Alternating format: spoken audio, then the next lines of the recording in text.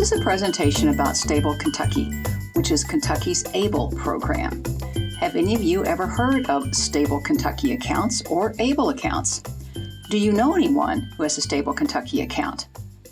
The people pictured in this slide are individuals with the Commonwealth Council on Developmental Disabilities here in Kentucky who were instrumental in bringing the Stable program to Kentucky. The woman at the far right is Treasurer Allison Ball, under whose office the Stable program currently functions.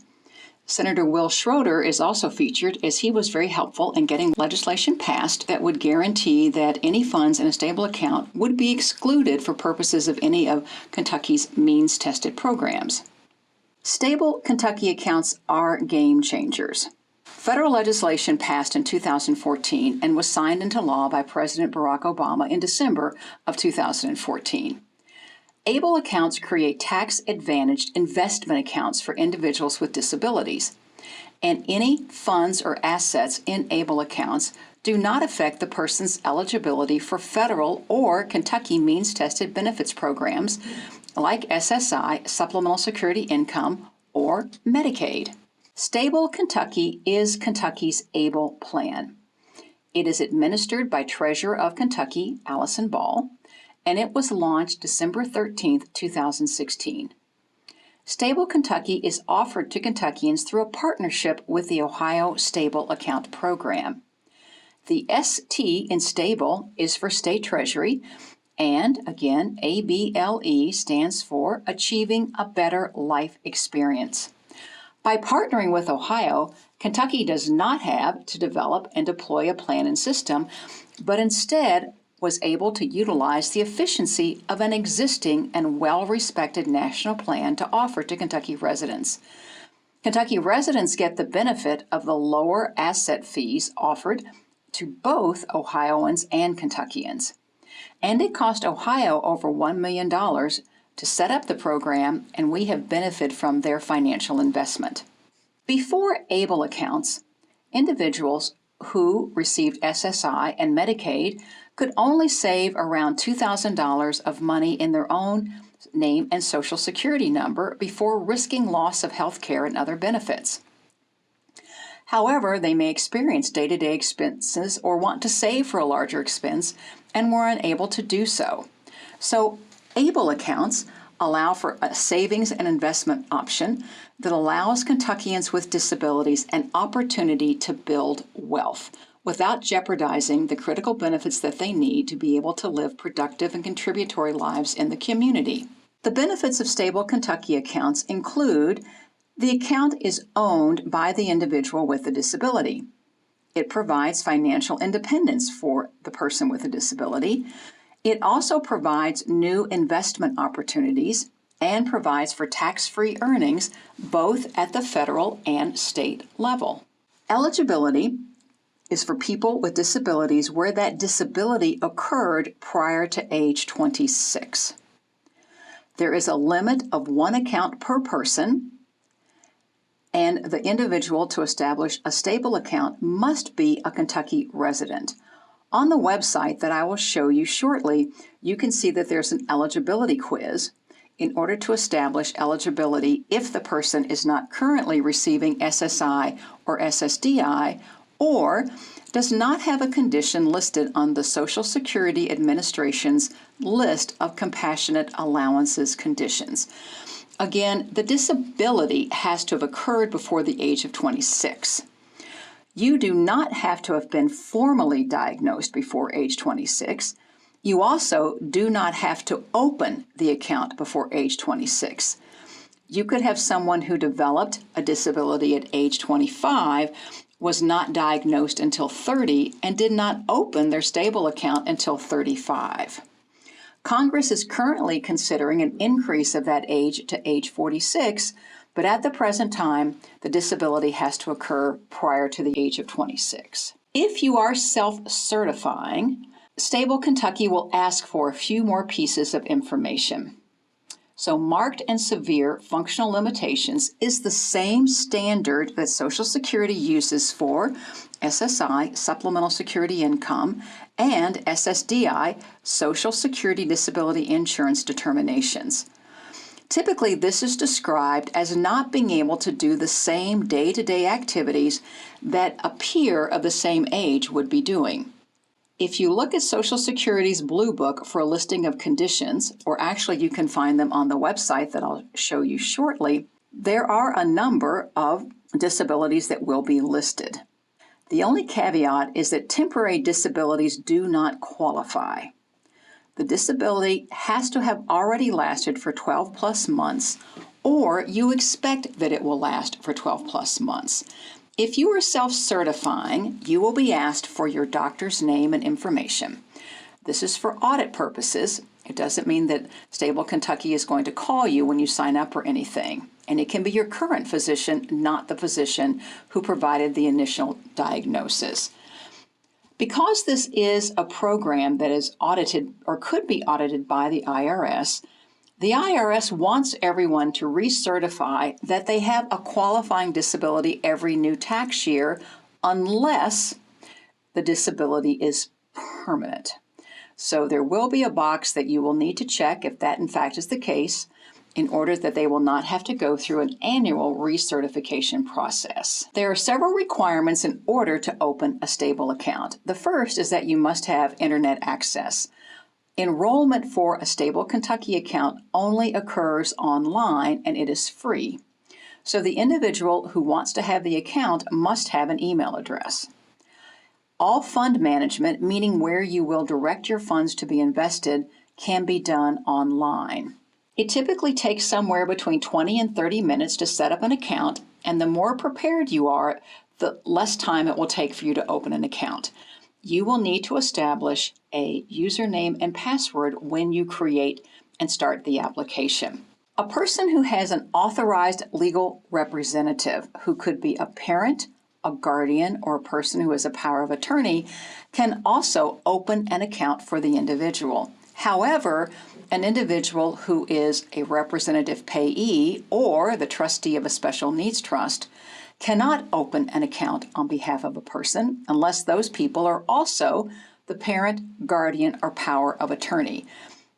This is really an IRS regulation in that people who are representative payees or trustees do not actually have a legal form that has established them in that role. In order to fund the account, you will need to have either a bank account where you can do the electronic funds transfer, which is actually the easiest and the quickest way to do it, or from a bank account, you can mail in a check. However, ideally, when opening an account, one would also not only want to make an initial contribution, which is at least $50, but would also want to set up an automatic draft each month in order to be saving toward a future goal or purchase. ABLE accounts across the country have a $15,000 annual limit, but if the person is employed, they can deposit an additional $12,060.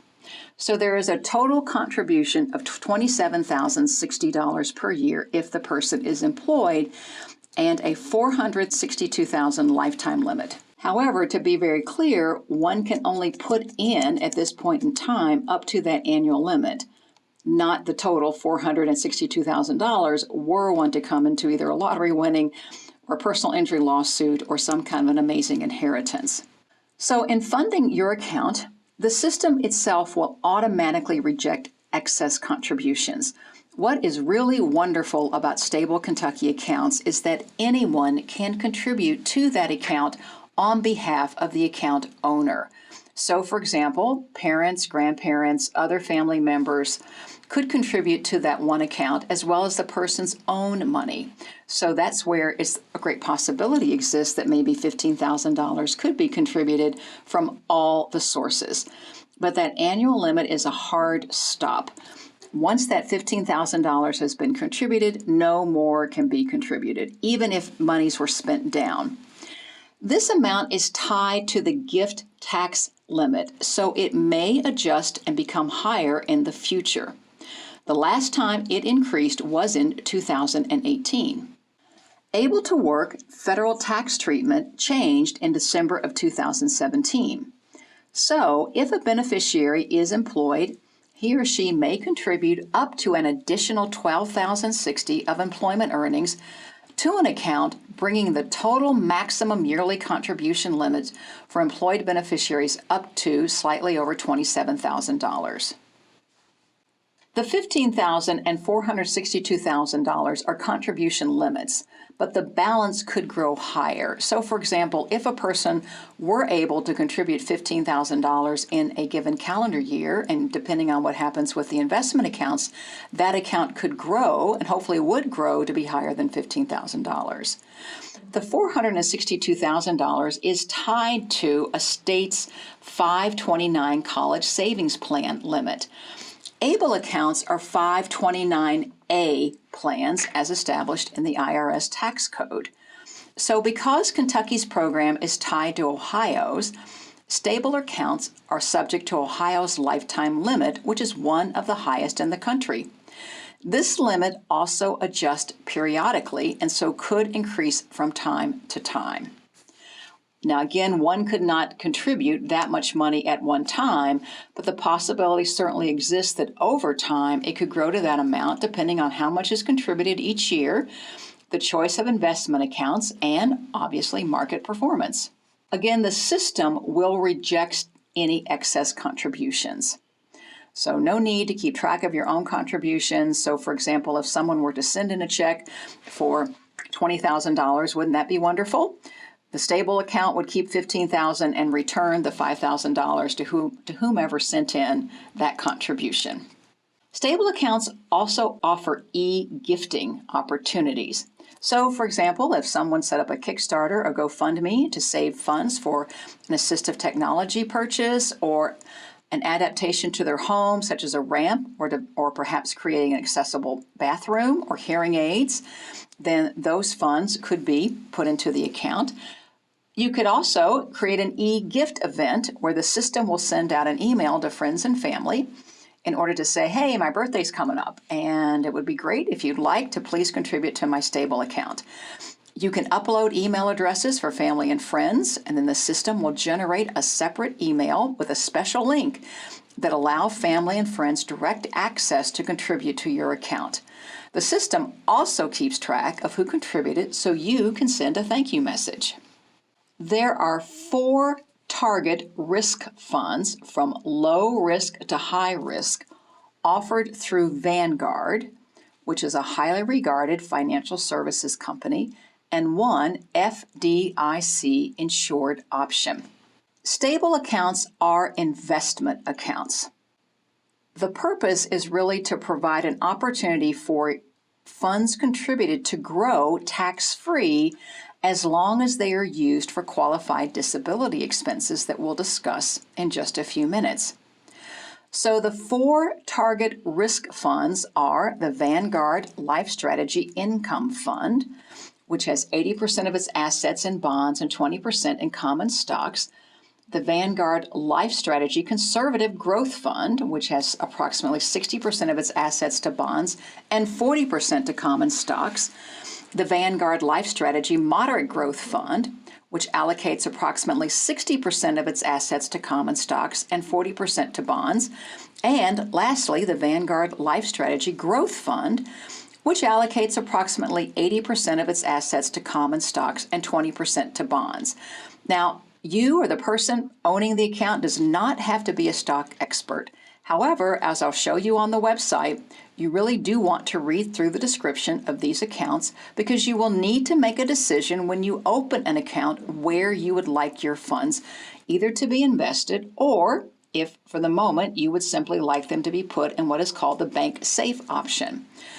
This is an option where there is no risk, but there's also no possibility of gain. Qualified disability expenses. So withdrawals from stable accounts must be used on qualified disability expenses.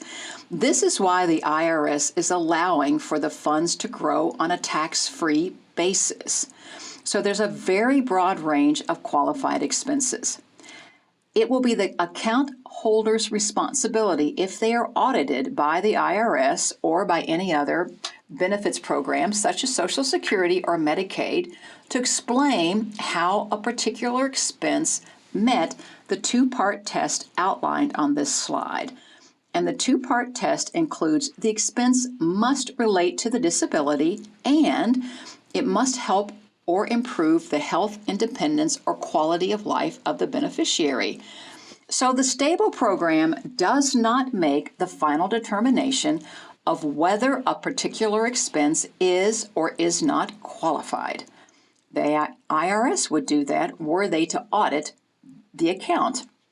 So the IRS regulations do give us a fairly large but non-exhaustive list of what is included, but not certainly everything that one might be able to think of. So at the end of the day, the account holder, if they were audited, would need to be able to explain to the IRS how a particular expense, again, met this two-part test of being related to the disability and helps to maintain or improve the health, independence, or quality of life. The categories that are featured on the slide include housing and rent, basic living expenses, transportation, education, assistive technology, financial management, health and wellness, and legal fees. It will be up to the account holder to maintain receipts and documentation.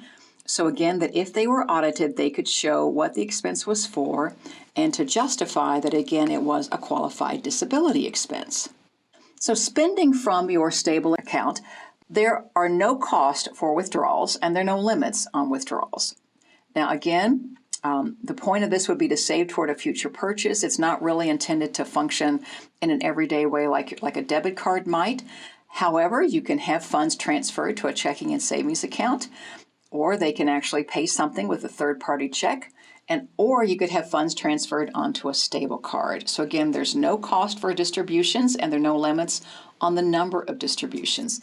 Again, a reminder that STABLE Kentucky will not ask what you are spending the money on, but Social Security or Medicaid or the IRS can. So some people would be using a STABLE account for long-term investments and do not spend out of the account often, while others may use it more on a transactional basis. But again, really, it's not intended to function exactly as a checking account with a debit card would. And as a reminder again, the IRS is the entity that would be auditing ABLE accounts. So if your return is chosen for an audit, they'll look at your STABLE account along with any other things in your tax return. Now, the STABLE card is a really great feature of the STABLE Kentucky program, and it will work very similarly to what some of you may know as a flexible spending account or a health savings account card. So the STABLE account can be used any place that MasterCard is accepted. The card is free for all account holders to get, but you do have to request one. It's not automatically sent out. You can request it online during your account enrollment or later on at card.stableaccount.com/enroll, or you can also find that on the website. So the card is also nearly fee-free to use. The only usage fee occurs if you use your PIN number to make a purchase. In that case, there's going to be a 49-cent charge.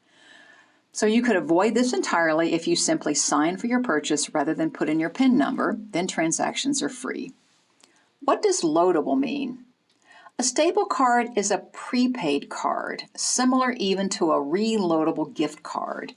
You log into your STABLE account, ask for a withdrawal of, say, $100, and then select that you want the $100 loaded onto your STABLE card. And then when you go to CVS, if you're going to pick up some prescriptions or some items that you need related to your disability, there's only $100 on it to spend. The loadable spending portion helps protect against fraud and is an added protection for people who may be vulnerable. So this way, you don't have to worry if you have difficulty managing money or that the person themselves would have access to all of the funds in the account at once. So for example, if there were $10,000 in the person's STABLE account, there's no danger of the person being taken advantage of or accidentally spending all $10,000 at once. Online spending records can also help in case of an audit. You could set up an online account similar to your regular online banking portals for your card, It would then track every expense that was made, allowing someone to make personal notes. For example, the $10 at CVS was used to purchase a prescription that I use on a regular basis. That would make record keeping and reporting really easy. The card is loadable because it provides people with financial independence, but again, not too much access, where the person could use too much money at once or be open to being taken advantage of. So it's kind of similar to putting a set allowance on a card, and then very useful for money management and skill development. The only way you can load money onto the account is from your stable account. Stable Kentucky has also limited the types of merchants that a person could use the card for extra protection. So, for example, the card will not work at online gambling establishments or adult entertainment establishments. Cash cannot be withdrawn with the card. This was done intentionally since cash makes people more vulnerable and makes record keeping difficult. Of course, account holders can always request a check withdrawal from their account or a transfer to an external checking account if they need cash, but again, then you would need to make sure you had receipts that showed what the cash was being spent on in case you were audited and could document that the cash was spent on a qualified disability expense. The stable card cannot be overdrawn. So if there's not enough money on the card to complete a purchase, the card simply will decline. Again, this provides for extra protection for the person with a disability. There are specific considerations for a person who receives supplemental security income that need to be considered. So remember, if you are a person or the person you're supporting to help open up an account receives SSDI, these rules do not apply to that person. So there is a $100,000 limit. But what would happen then is that the SSI cash payment, assuming there is one, would simply be suspended, not terminated. Now, clearly, it would take quite a while for the account to grow to $100,000. But even with a $100,000 resource limit for those receiving SSI, that's obviously much, much, much higher than the historically low level of $2,000. So how it works is that any balance over $100,000 would count as an asset. So if you were to have, or the person were to have $101,000 in their stable account, SSI would only count the $1,000 as an asset. It's very important to understand that for SSI programs and other means-tested programs, ABLE accounts are asset or resource shields, not income shields. Most benefits programs have two thresholds people have to meet: an asset or resource threshold and an income threshold. So the person's assets must be below a certain amount and their income must also be below a certain amount. So Stable does help people exceed typical asset limits, but does not change or assist people overcome current income limits. So once money is put into the account, it is not an asset. But if the contribution is the person's own earnings from a job, it would still count as earned income when it's received for SSI. So for example, that doesn't mean that if the person were to put money directly into the Stable account, if their employer were able to do so, that then Social Security would not count that money as income. It's still counted as earned income. Another quirk regarding housing and non-qualified disability expenses. So if a person's on SSI and they took out $1,000 for rent on June 15th, that money must be paid to the landlord by June 30th. Otherwise, if that money is still in the account or in your hand on July 1st, it's now a countable resource. So as long as you spend the money in the same month you withdraw it, SSA or Social Security Administration does not care necessarily what you spend the money on. It's always sheltered and not countable.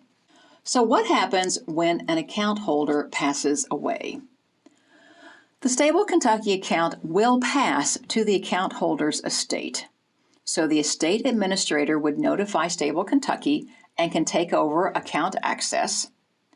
But there cannot be a designated transfer upon death. In other words, the money cannot be left to someone. And if the beneficiary does not have a will, then the account will go through the normal probate process. If the beneficiary was on Medicaid, which is a reasonable assumption, as that's one of the main reasons why a person would establish an account, Medicaid can ask for payback in some cases, but Medicaid does not essentially get, quote, first bite at the apple. The estate can first pay any outstanding bills for qualified disability expenses, pay for funeral and burial expenses, or deduct any Medicaid buy-in premiums that the person may have been paying.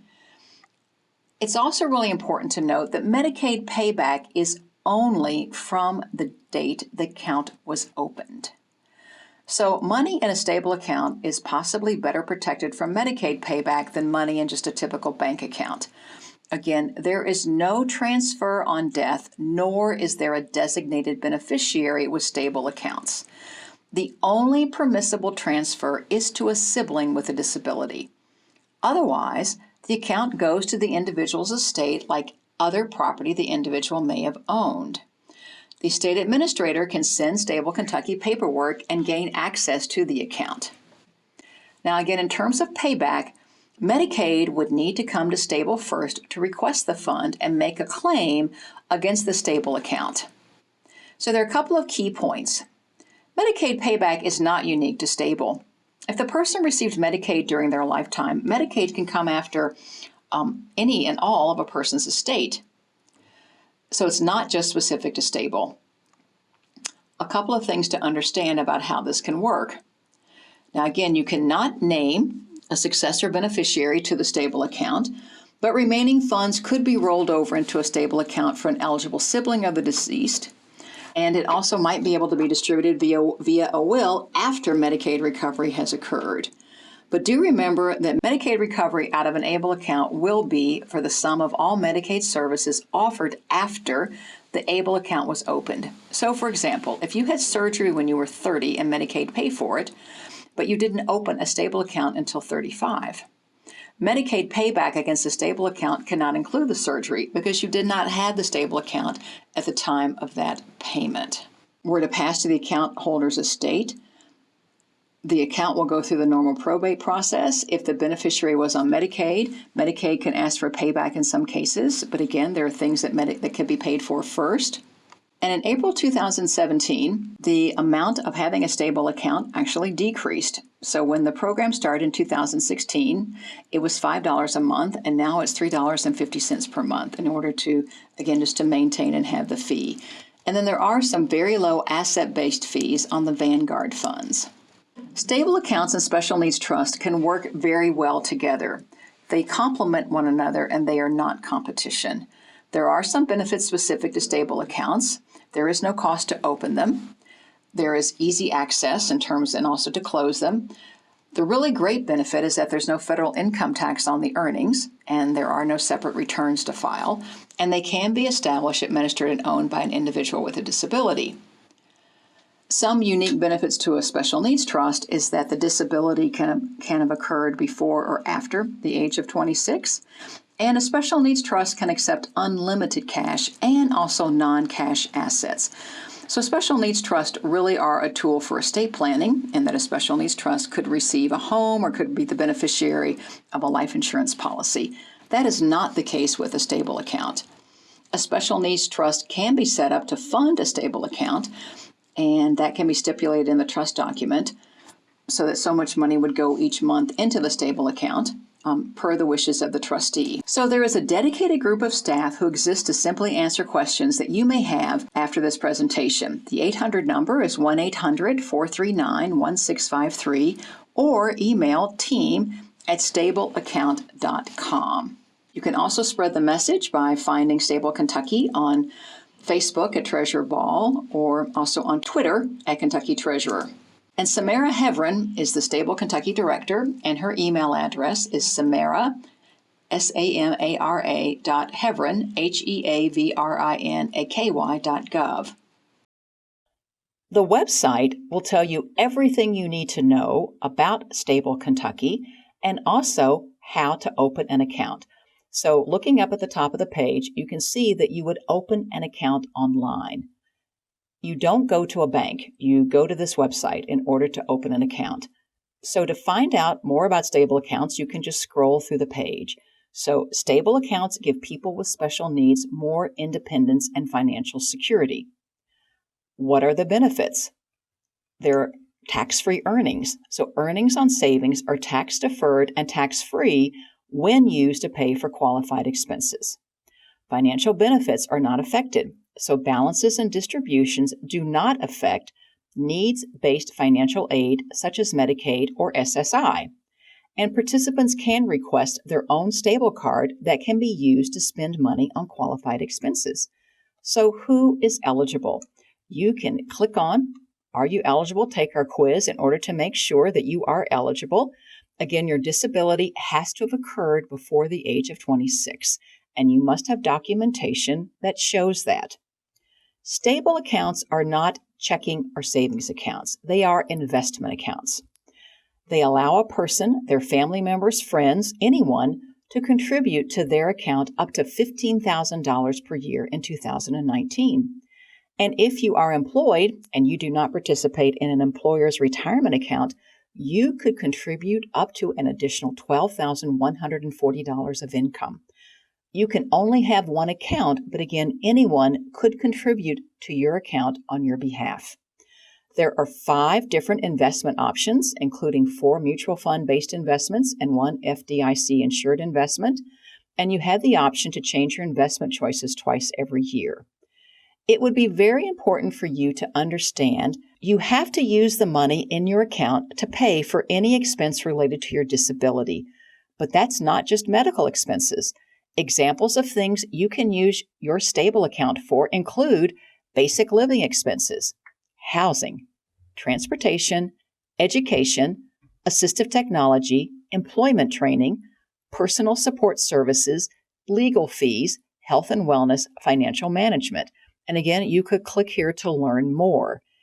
If you still have questions, there is a telephone number, 1-800-439-1653, or you can email team@stableaccount.com with your questions. There's also at the bottom of the website a section for frequently asked questions or how to contact them.